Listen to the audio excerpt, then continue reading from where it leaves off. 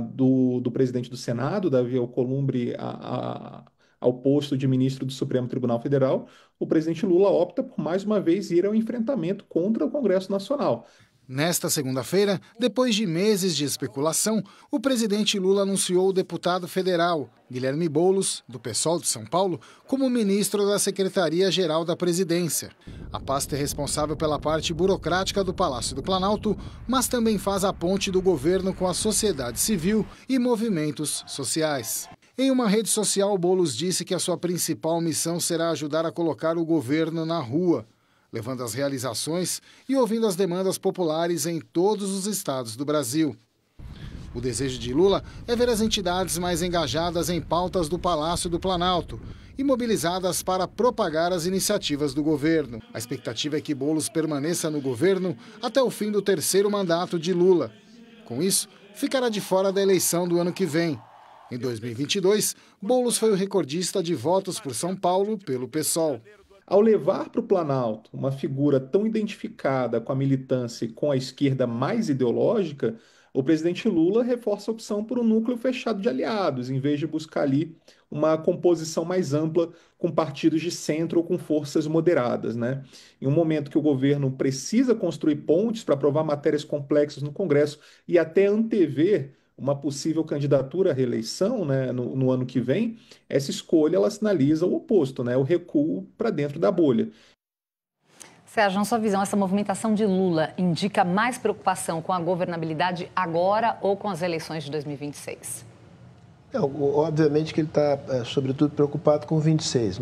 As duas decisões, uma é uma decisão, a outra parece que virá a ser a decisão. Me refiro, decisão, nomear Boulos.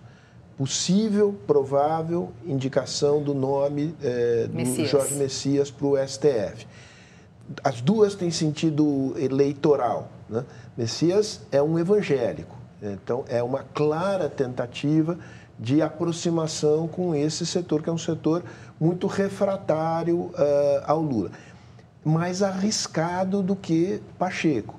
Rodrigo Pacheco passaria no Senado, seria aprovado sem a menor dificuldade. Com o Messias é mais difícil. Acho que o presidente já tomou essa decisão internamente, mas ele está ainda sentindo o terreno. Se ele não tivesse sentindo o terreno ainda, ele já teria anunciado. Acho que não é um simples adiamento.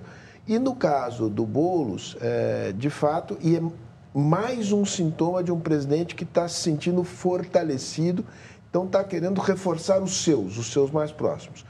Acertou, errou, o futuro dirá. Tem um risco nessas duas nomeações, né? Porque elas, o caso do Messias, de fato, abre para um setor que é muito refratário a ele. O Boulos menos, né? O Boulos é um pouco o que disse o analista, é uma aposta na mobilização das bases do PT e dos movimentos sociais. Agora, Bianca, diante da provável escolha do advogado-geral da União, Jorge Messias, para essa nova vaga do STF, qual o grau de decepção entre aqueles defensores de uma mulher para o cargo, levando em consideração, né, que de 11 ministros só há uma mulher? É isso, Karen, exatamente isso. De 11 ministros do STF, hoje nós temos uma única mulher. Todos os nomes cogitados pelo presidente da República são homens brancos. Isso fragiliza a nossa democracia, porque isso não é representativo da população brasileira. E não adianta dizer que nós não temos juristas mulheres preparadas para essa função, que nós não temos juristas negras preparadas para essa função. É uma escolha que tangencia aquilo que Cida Bento chama de pacto narcísico da branquitude, que o presidente Lula ainda não conseguiu romper. E no próximo bloco, o governo decide fatiar medidas que tratam de corte de gastos e de aumento de arrecadação. E mais, Japão elege a primeira mulher premier da história do país. A gente volta daqui a pouquinho.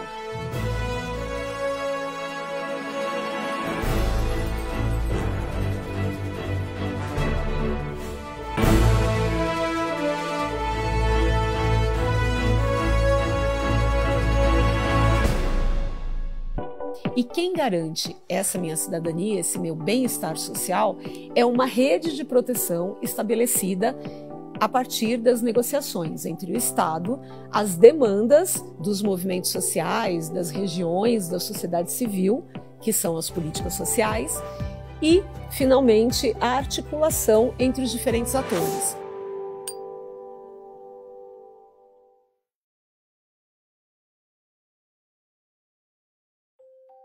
Conhecida por Ipupiara, na língua tupi, o que reside nas águas, a Iara está no imaginário do povo brasileiro. Também é chamada de sereia ou mãe d'água. A lenda chegou ao Brasil no período da colonização portuguesa, no século XVIII. Conta sobre os encantos da mulher, metade peixe e metade humana, que vão muito além da beleza. Com uma linda voz, ela seduz a qualquer homem. Vive submersa nos rios da Amazônia, rodeada de grande riqueza. Hipnotizados por seu encanto e sua beleza, os homens na beira dos rios são levados para o seu palácio, onde acabam se afogando. O escultor Alfredo Seschiatti homenageou o personagem do folclore brasileiro em uma grande escultura em frente ao Palácio da Alvorada, residência oficial do presidente da República em Brasília. Por mais que seja uma lenda, a Iara está no nosso imaginário e na nossa cultura. Isso é folclore.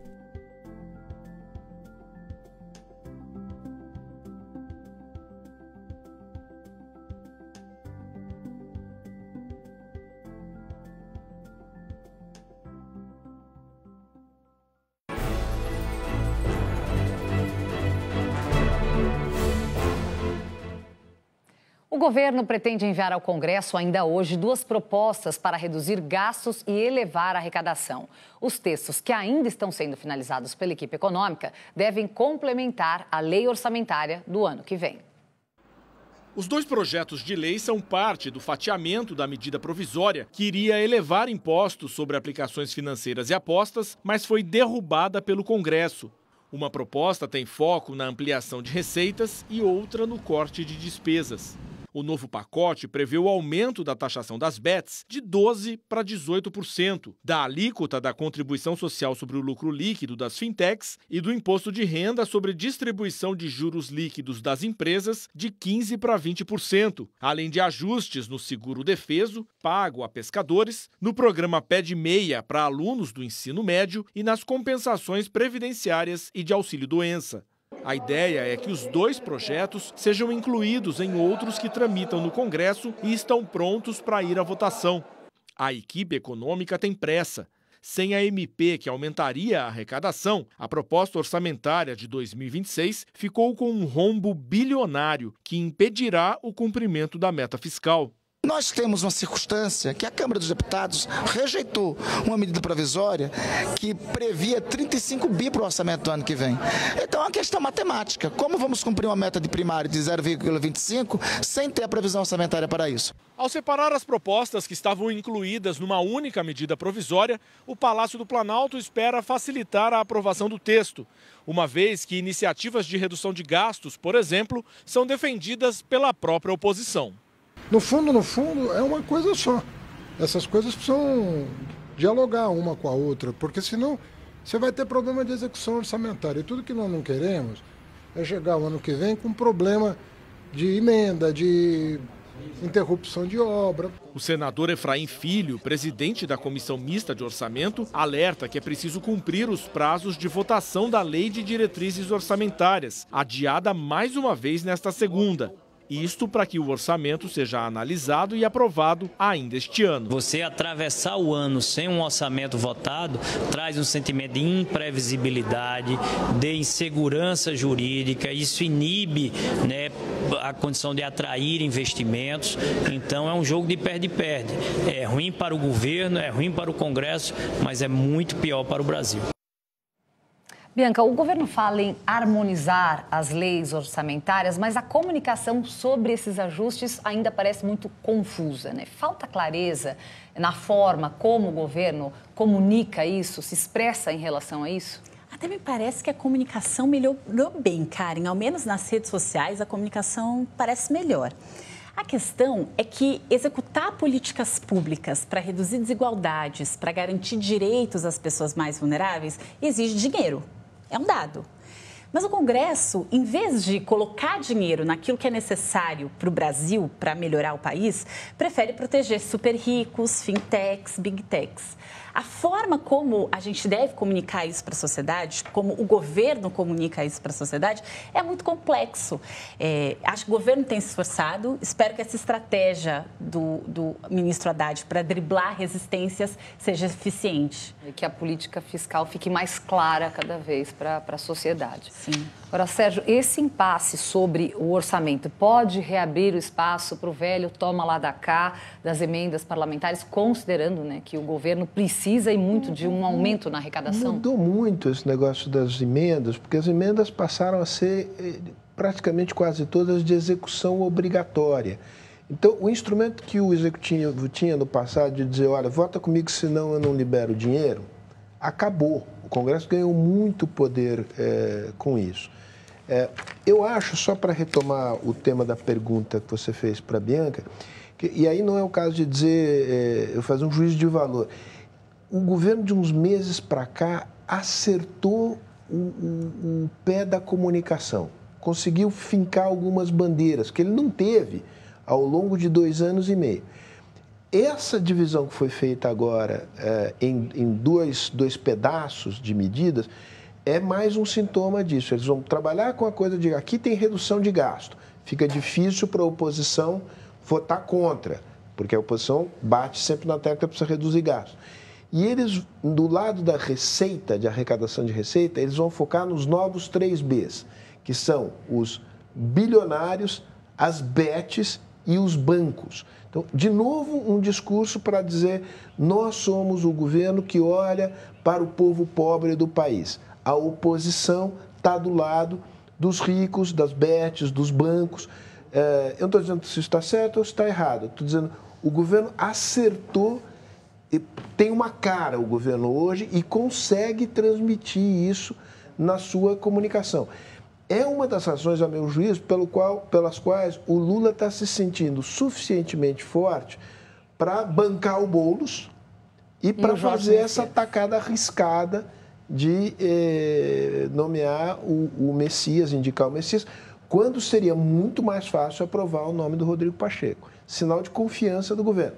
O futuro dirá se está certo ou se está errado. E pela primeira vez na história, uma mulher irá chefiar o governo do Japão. O parlamento elegeu a conservadora Sanai Takaichi como primeira-ministra.